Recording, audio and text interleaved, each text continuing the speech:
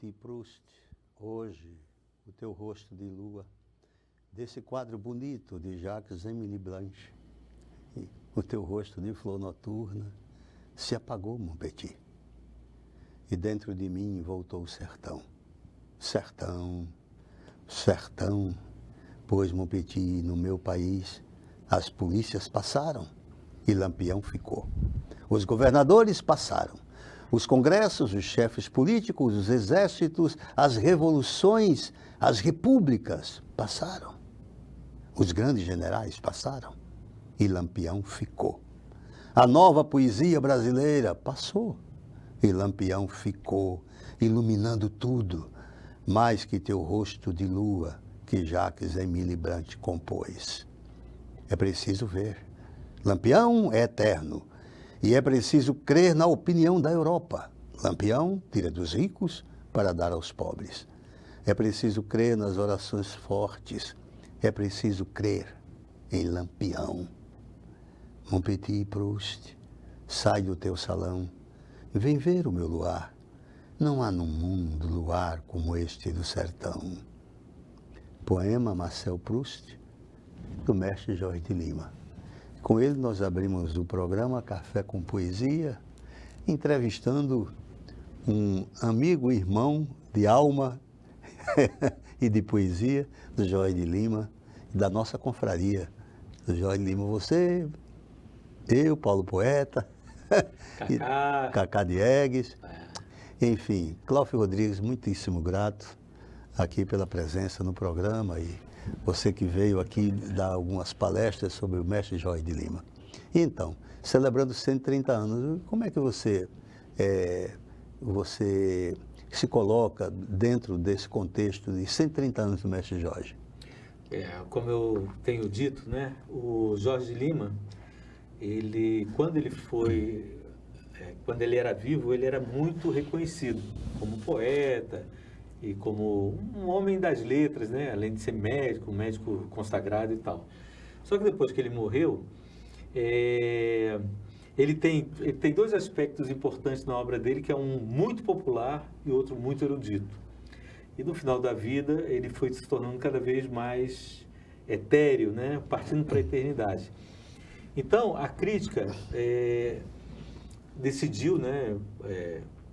Buscar na obra dele, porque como ele era um poeta muito famoso, com os poemas populares, como Essa Negra Fulô, O Grande Circo Místico, depois da morte dele, as pessoas começaram a investigar esse outro lado dele mais hermético, que vem de Invenção de Orfeu.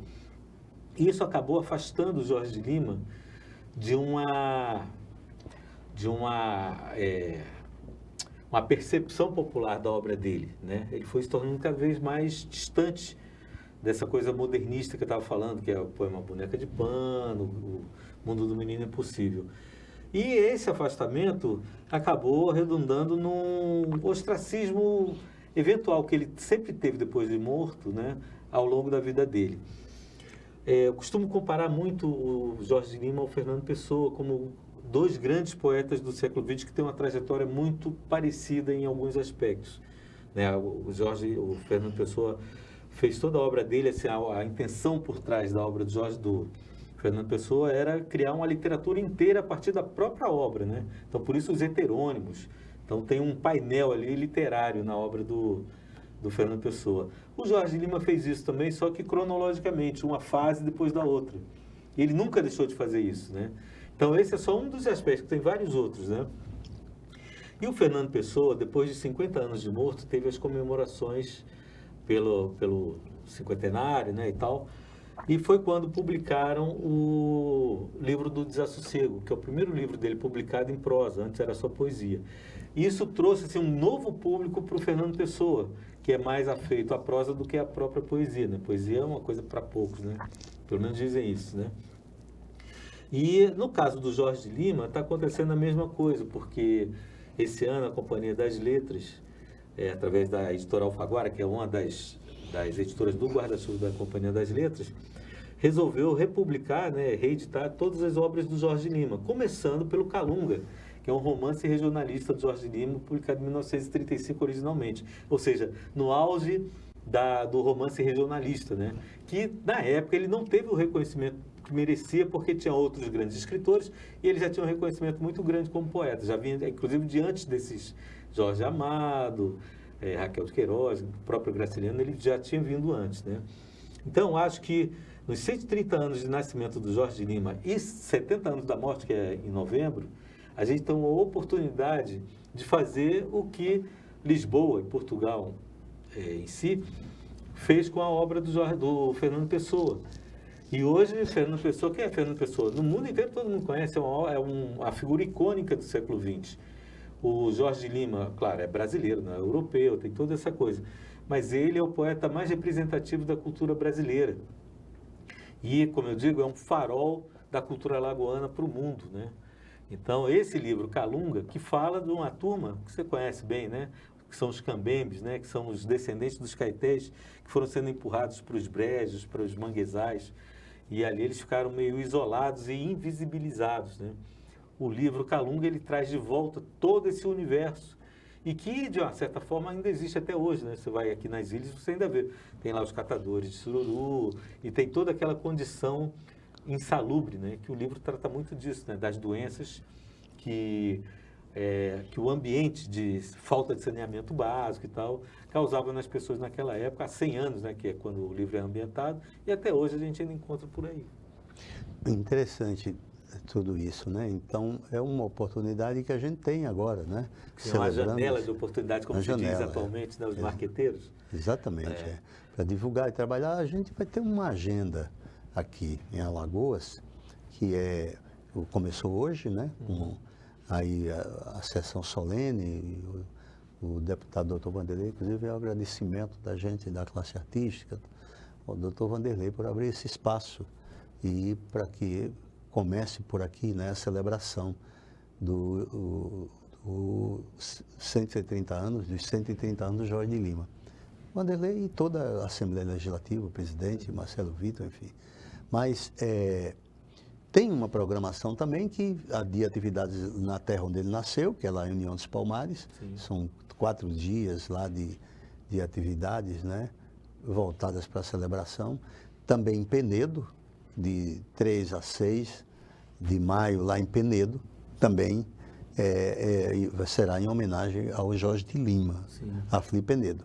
E a Academia Alagoana de Letras, com uma programação imensa. O Niraldo Farias, que veio para a solenidade, e o reitor, acabaram de comunicar que a Bienal também vai ser em homenagem a ele. Ah, afinal? Ah, que bom, boa notícia. E que está se discutindo agora um planejamento das ações da Bienal. Então, a gente... tem que fazer valer essa data, né? Essa coisa do comprometimento, por exemplo, de difundir a obra dele, como você sugeriu, adotar nas escolas, né? Você sabe que, por exemplo, alguém fez um levantamento que no final dos anos 50, Vidas Secas tinha 53 reedições. O Calunga tinha uma reedição. Mas por quê? Porque o Vidas Secas foi adotado nas escolas e o Jorge Lima nunca foi adotado nas escolas. Então, assim, e ele fala desse universo alagoano. Você lê até hoje, o Calunga é um retrato de Alagoas, assim, como é vivo isso, né? O próprio poema Boneca de Pano, por exemplo, né?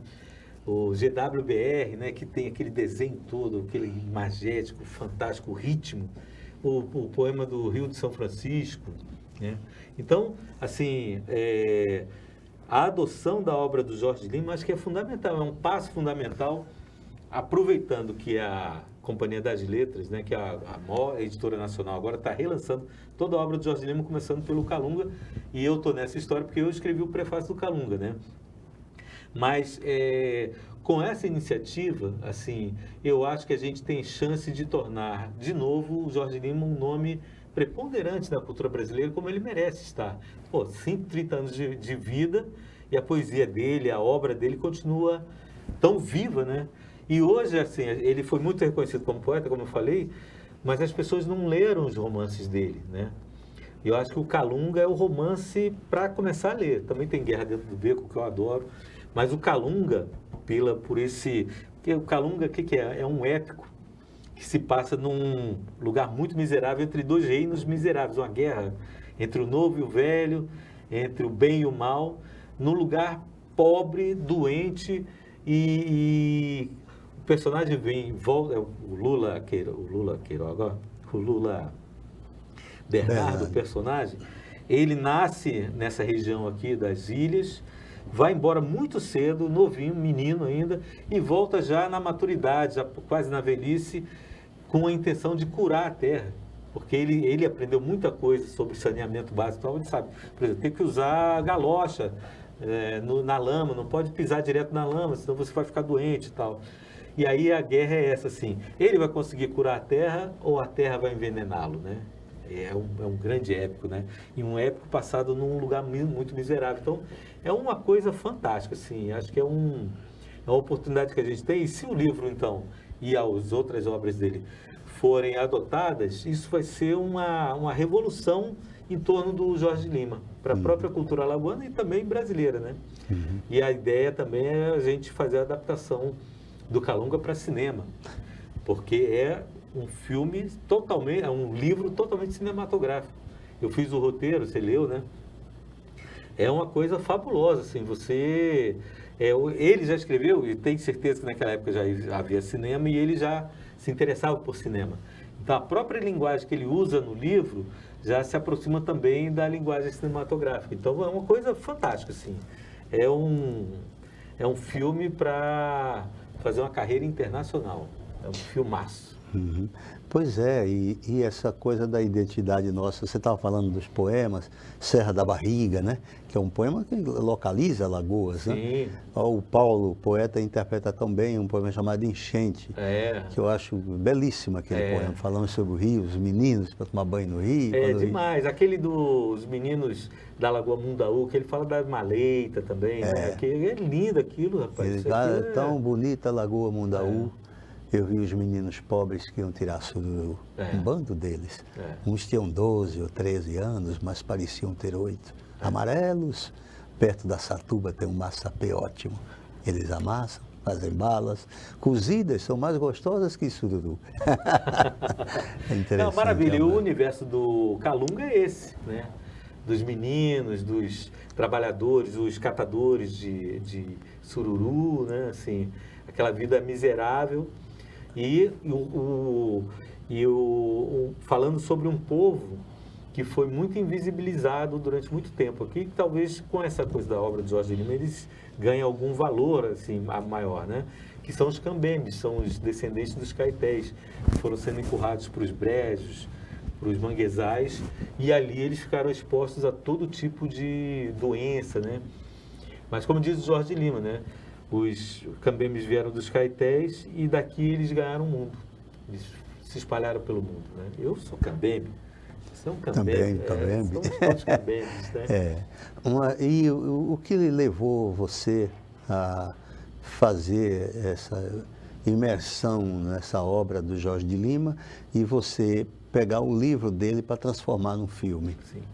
Quando eu vim aqui em 2017 filmar Faz Solo Assim, que é aquele filme que a gente fez sobre as filarmônicas e tradição musical em Marechal Deodoro, ali é uma região da Manguaba, né, que tem as lagoas e tal. Eu trouxe o Calunga para reler, que eu tinha lido muito jovem ainda, o Calunga, e assim, não tinha me situado muito no livro, porque era um ambiente muito diferente, né, daquele ambiente do Nordeste, aquela paisagem do Nordeste que a gente está acostumado, né? Que é o chão crestado, os cactos, a vegetação seca e tal. Ele traz um sertão, não, né? Um Nordeste que é alagado, né? Com os manguezais.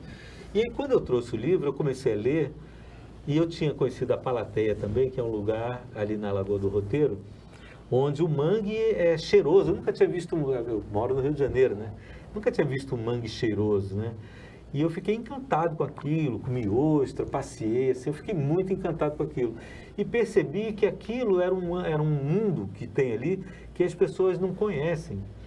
Lendo o livro, aí eu percebi, nossa, o Jorge Lima viu isso muito antes e ele já fez, está aqui o livro. Bom, passou o tempo.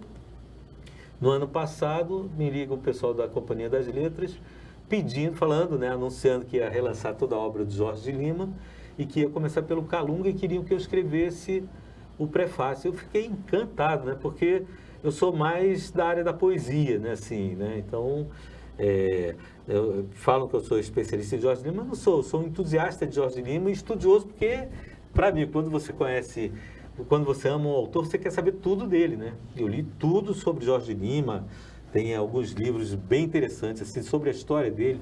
Hoje você vê no Google, às vezes, tem um monte de informação errada, né? Mas, assim, nos lugares certos você encontra as informações corretas, né?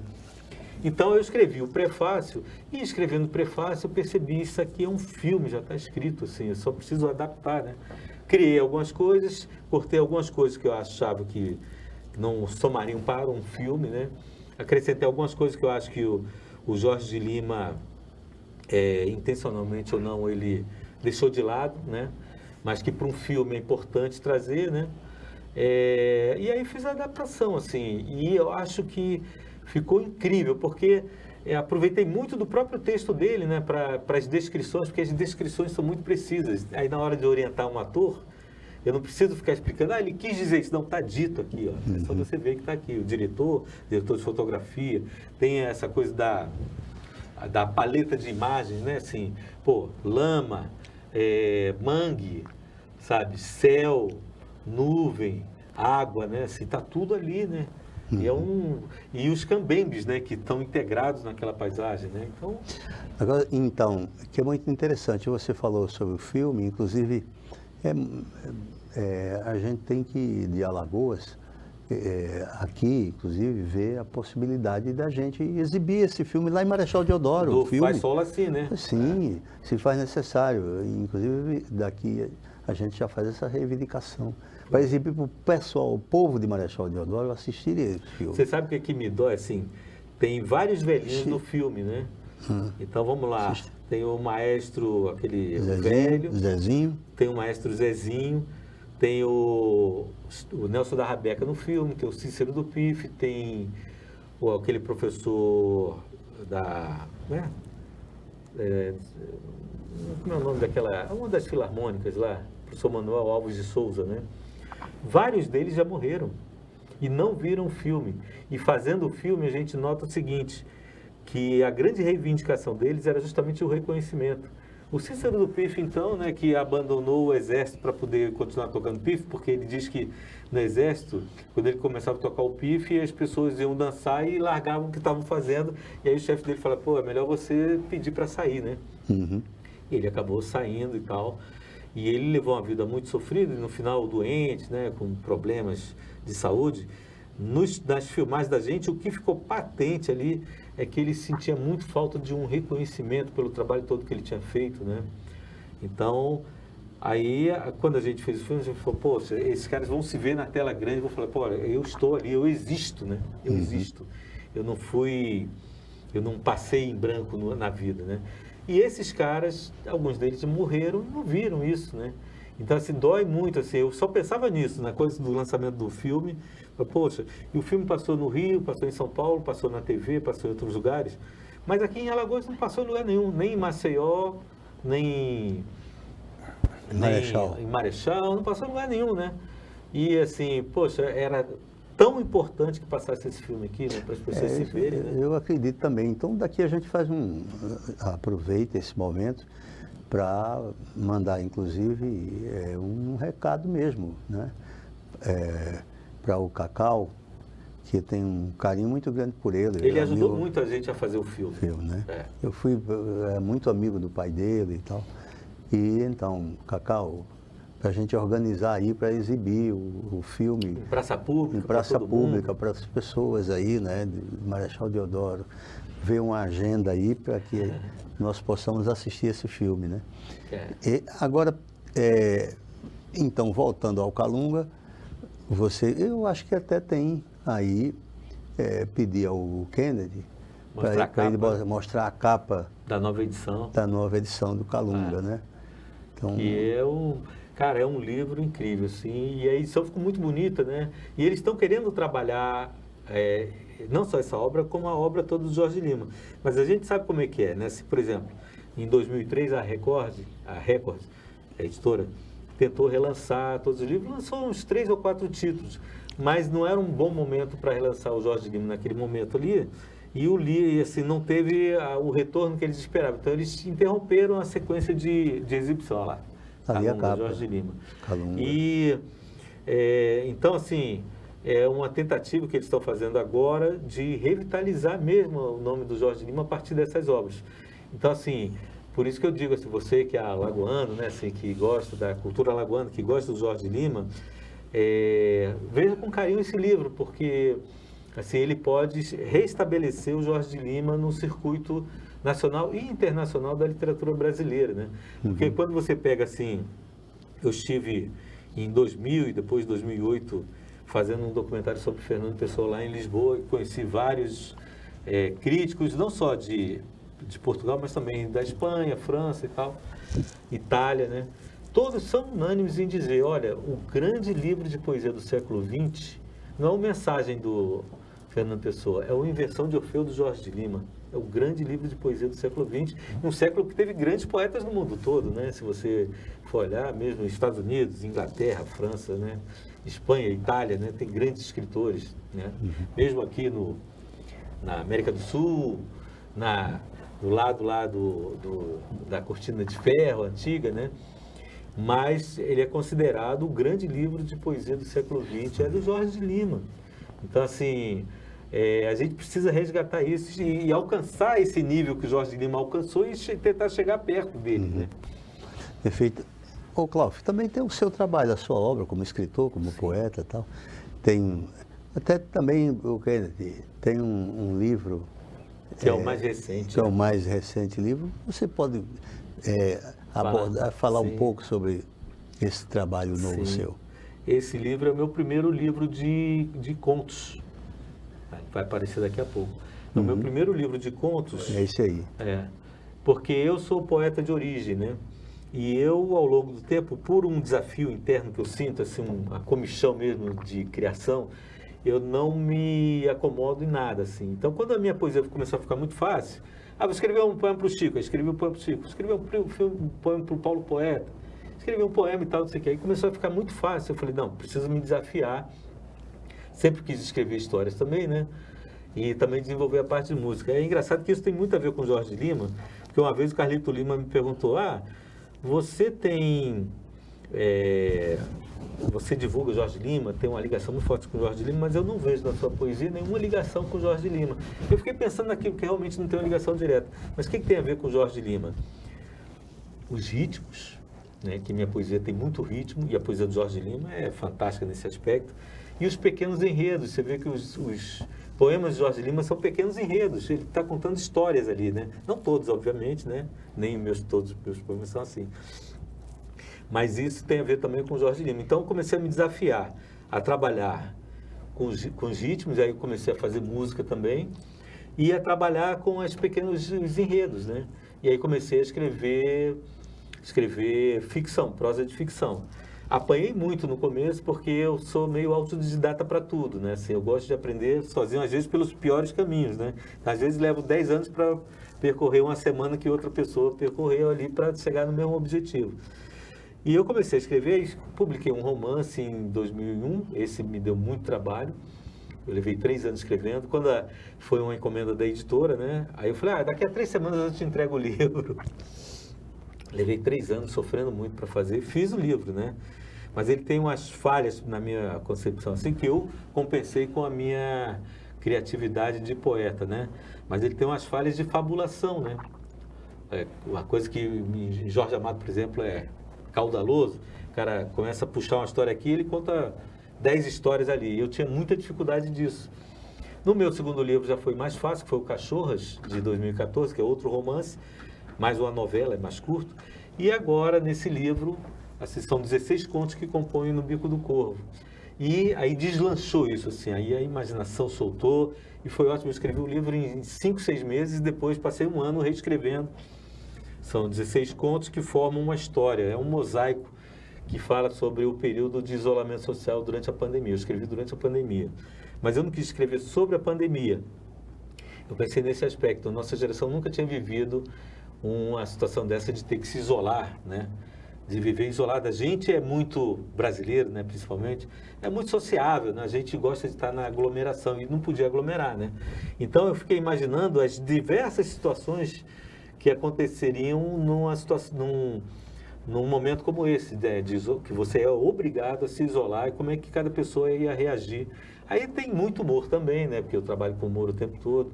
O humor é aquela coisa que suaviza qualquer drama, né? Que cura, né? Também. Então, aí eu escrevi e aí publiquei pela editora Patois. Agora, esse livro, como é de uma editora pequena, você só consegue comprá-lo se for no site da editora Patois. Você não encontra nas livrarias. Então, se você gosta das coisas que eu escrevo, né? E está interessado no livro, você vai procurar lá pelo site da editora Patois.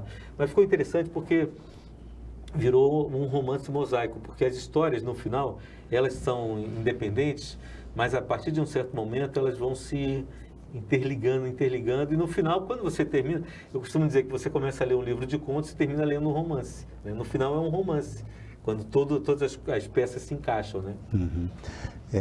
Você, dos gêneros literários que você mais...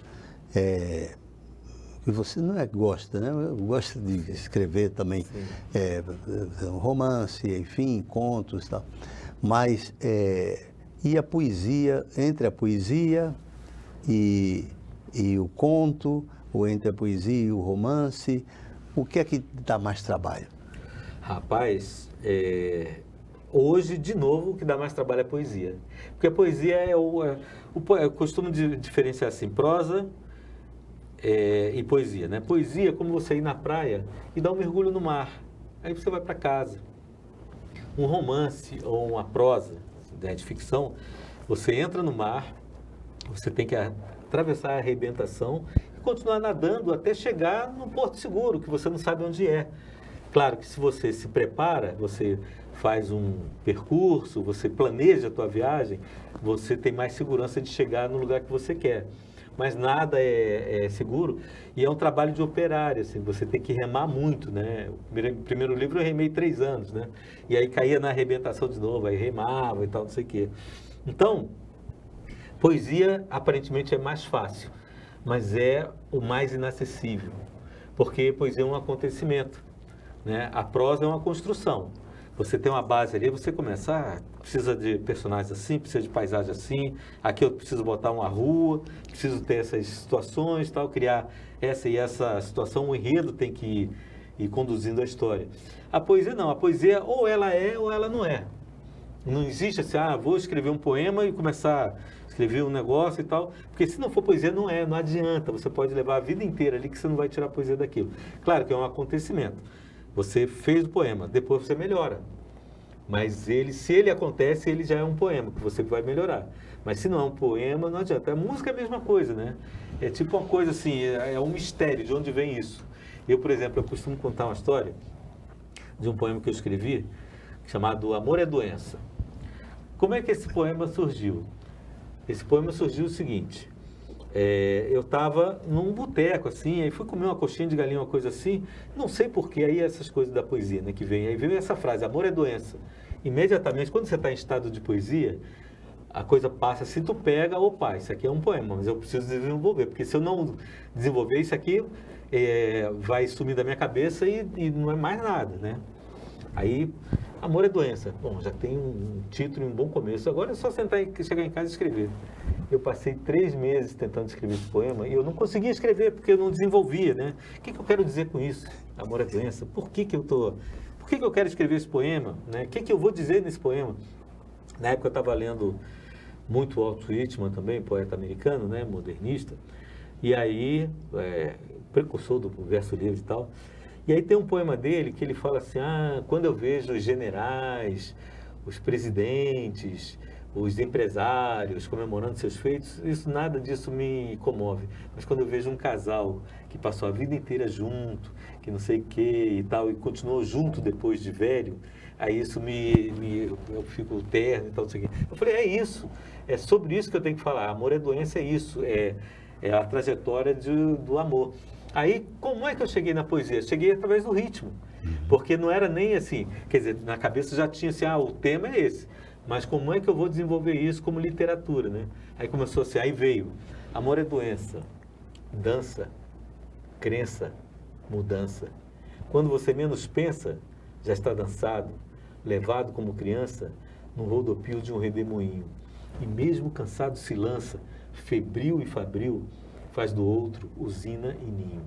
Amor é esperança, experiência, aliança, resiste a qualquer sentença, ameaça ou penitência, a idade que avança, a recompensa de grilhões e chibata.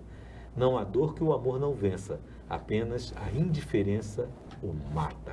Olha, e com esse belo poema, a gente encerra o nosso programa Café com Poesia especial hoje, aqui com o queridíssimo poeta, jornalista, cineasta e querido amigo meu e do Paulo Poeta, que hoje nos deu aqui esse presente de nos assistir no estúdio.